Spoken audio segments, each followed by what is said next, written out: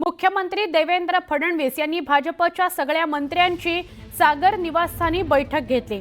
या बैठकीमध्ये त्यांनी भाजपच्या मंत्र्यांना सज्जड इशारा दिलेला आहे।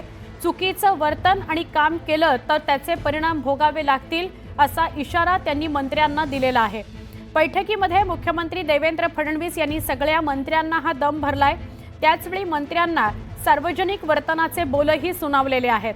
आता जी काही परिस्थिती ओढावलेली आहे सरकारवर, मुंडे प्रकरणामुळे असेल किंवा माणिकराव कोकाटे यांच्या प्रकरणामुळे असेल, तर त्या अनुषंगाने मुख्यमंत्री देवेंद्र फडणवीस यांनी भाजपच्या मंत्र्यांना तंबी दिलेली आहे।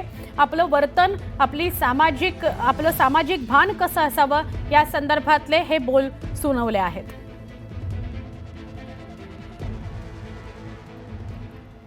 आपण अजून एका महत्त्वाच्या बातमीकडे वळणार आहोत, पण भाजपच्या सगळ्या मंत्र्यांना देवेंद्र फडणवीसांनी बोलावलं होतं। सागर निवासस्थानी बैठक झाली आणि सार्वजनिक वर्तनाबाबत त्यांनी मंत्र्यांना सूचना दिलेल्या आहेत। आपल्या एखाद्या नेत्या किंवा कार्यकर्त्यामुळे कुठली विचित्र परिस्थिती मंत्र्यावर ओढावू नये, जसं मुंडेंच्या प्रकरणासंदर्भात झालं, तर त्या अनुषंगाने सूचना मंत्र्यांना करण्यात आलेल्या आहेत फडणवीसांकडून।